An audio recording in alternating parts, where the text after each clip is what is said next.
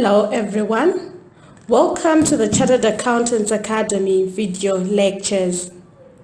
My name is Davidzo Paradzai, and in this video lecture I'm going to take you through evaluation and concluding. This is part 1 of the video lecture. You will find part 2. Make sure you've watched part 1 before watching part 2.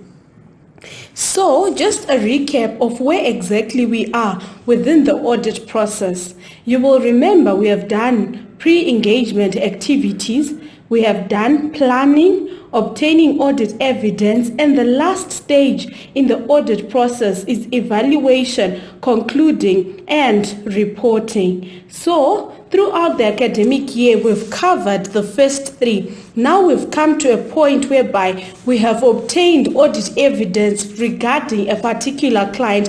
We now need to express an opinion based on the what information that we obtained at the client. What are our learning outcomes? We want to evaluate the sufficiency of audit evidence gathered, evaluate and discuss the applicability of going concern basis of accounting, design audit procedures to determine going concern status of an entity and to identify subsequent events, identify and evaluate uncorrected misstatements. This will be covered in lecture 2. So, what are your references? Go through the second semester module for a comprehensive understanding of this video lecture. ISA 450, that is evaluation of misstatements. Make sure you flagged the relevant standards within ISA 450. ISA 560, subsequent events. Go and flag the relevant paragraphs within ISA 560. ISA 570, going concern. ISA 580, written representations. So, subsequent events, what are these? We are saying an auditor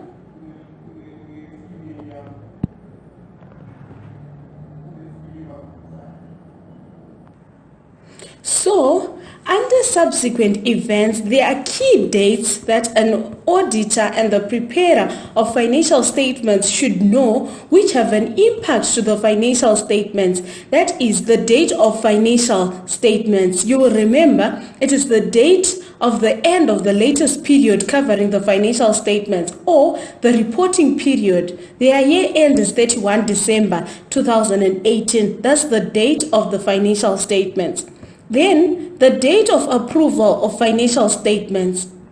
It is the date that those responsible for the financial statements, those with the authority, have asserted that they have taken responsibility for those financial statements. They are finalized and the financial statements are approved, right? The date of the auditor's report. It is the date the auditor dates the reports, that is to say, when they finalize, when they issue an opinion on the financial statements of a client, that will be considered as the date of the auditor's report. Then the date financial statements are issued, that will be the date the auditor's report and audited financial statements are made available to the public, are made available to third parties, right? Then subsequent events. These are events occurring between the date of the financial statements, that is between the reporting period, and the date of the auditor's report, right? The date that the auditor signs the financial statement, expresses an opinion on the financial statements. So, facts that become known to the auditor after the date of the auditor's report are also known as what? As subsequent events, and there is considerations that have to be put in place. There are procedures that have to be carried out with regards to these dates. So it is important, if you're given information, to consider, is it before year end? Is it after year end? Has the auditor expressed an opinion? Have the financial statements been issued? What is the impact of the new information that has been obtained, right? So the auditor has responsibilities at each stage in terms of ISA 560. I encourage you to go to ISA 560 with the paragraphs noted so that you go and understand the auditor's responsibility for the period A, that is year end to signing of auditor's report. If new information comes to the auditor's attention within that period, what do? Do they tell management? Do they ask management to rectify anything? Right? Period B, signing of the auditor's report. The auditor's report has been signed. Then new information about that client comes to the auditor's attention. What does the auditor do within that period? Right? You should be well versed on those steps. Then period C, issue of financial statements. The financial statements have been issued. The public has seen the financial statements. What then happens? Right? Make sure you know all the responsibilities of the auditor within those relevant steps. You have flagged your ISA 560 on the relevant paragraph so that in a test or exam scenario, you'll be able to navigate. So just a recap from IS 10, right? You remember there are adjusting events and non-adjusting events. What are adjusting events? Those events that provide evidence of information that was available at the end of the reporting period. It has just come to the attention, or it has been concluded that a particular court case that was ongoing is not in favor of the entity. They are faced with litigation charges. What happens? What is the client supposed to do with regards to adjusting events? Then also your non-adjusting events in FINAC, right? Those events that arose after the reporting period. If a warehouse burnt on the 5th of January 2019, reporting period was 31 December 2018. What happens to the line item of inventory? At year end, the inventory was still available, but after year end, it was destroyed. Do we then disclose in the financial statements what is expected of the client and what are the auditing implications? So make sure you are well versed with accounting treatment and you know the responses of the auditor in terms of ISA 580. So moving on to going concern ISA 570. Can you define going concern as per financial accounting standards? What is going concern? Is the entity able to continue operating in the foreseeable future? Does its assets exceed the liabilities? Is it able to pay its debts as they become due in the ordinary course of business for the entity, right? That is, define going concern as per conceptual framework as per IFRS standards. What happens if a company is not a going concern? Are they supposed to use the liquidation basis? If a company is not a going concern anymore and still prepares its financial statements on a going concern basis, it will result in the financial statements being materially misstated. This affects our Our audit opinion. So make sure you are well versed with the going concern of an entity, the impact on the audit opinion and on the audit report. So the assessment of going concern for a particular entity. Management has a responsibility in terms of IS1 that they should assess going concern status of their entity.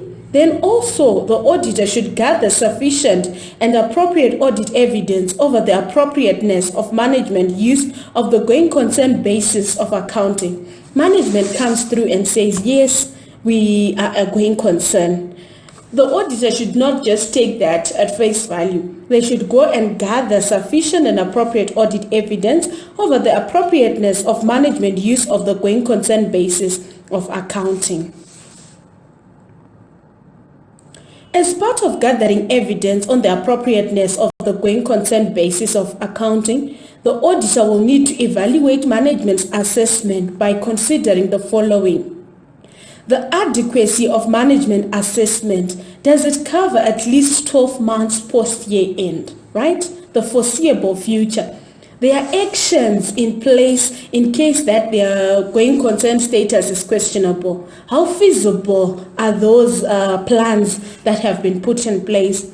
We are saying accuracy of information used by management in the assessment. Management says we are a going concern. How accurate is information that has been used by management in the assessment, right? Feasibility of management's plans to address any going concern uncertainties. How feasible are their plans? They are saying we are going to get credit lines, but already they have so much debt and they will not be able to get extra credit lines. We are saying how feasible are their plans, right? That's what you should interrogate and come up with a conclusion. Adequacy of management's mitigatory plans, we've explained that. Then over and above management's assessment, the auditor should also gather corroborative audit evidence on the going concern status of the entity. Maybe the client says we are going to get financial support from our parent company, right? The auditor should then go and gather evidence as to the possibility of the parent granting this client financial assistance, right? So that they can tell whether the entity is a going concern or if they should present their financial statements as per the liquidation basis. So, for you to say an entity is a going concern or not, there are going concern indicators, right? And also, there can be material uncertainty over the entity's ability to continue operating as a what? As a going concern. So going concern indicators within an entity will be existing conditions and circumstances that point towards possible going concern issues, right? A material uncertainty is the possible adverse future outcomes on the going concern status of an entity arising from current going concern indicators. For example, adverse cash flow position is a going concern indicator. They do not have cash flows, right? This points towards possible going concern issues. How will they meet their obligations if they've got an adverse cash flow position? So this adverse cash flow position poses a threat to the ability to settle obligations as they fall due. So there is material uncertainty as to the entity's ability to settle obligations in the future. So make sure when you read the scenario, you can tell this is a going concern indicator and this is material. This poses material uncertainty. You should be able to distinguish between these two. Going concern indicator and material uncertainty. So the auditor has to come up with a conclusion. We are saying there is material uncertainty related to the entity's ability to continue as a going concern. Which audit opinion are they going to express? There is adequacy of disclosure when events or conditions have been identified and a material uncertainty exists on the entity's ability to continue operating as a going concern. What opinion is going to be expressed? Adequacy of disclosures when events or conditions have been identified but no material uncertainty exists. What opinion is going to be expressed? So make sure you go through your standards, your module, you flag the tree diagram that takes you to the correct opinion to express given going concern indicators, given material uncertainty, so that in a test or exam you express the correct opinion. Chances are the entity is not operating as a going concern. Who then does the auditor tell? Communication with those charged with governance. The auditor is required to communicate identified events or conditions that may cast doubt over the entity's going concern status, right? So this brings us to the end of part 1 on evaluation and concluding. Make sure you watch part 2, whereby we then come up with the different audit opinions after evaluating material misstatements that exist within a client. Practice questions within your module, past exam papers, then you will understand how the diagram flows until you express an opinion. I hope you found this useful. Thank you.